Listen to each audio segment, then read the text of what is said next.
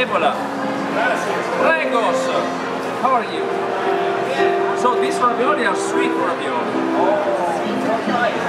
They're stuffed with ricotta cheese, dark chocolate and vanilla. The sauce is made with apple sauce, apple and cinnamon. You're very welcome. Buon appetito. Buongiorno. How are you? I'm really good. Usually I have it, but today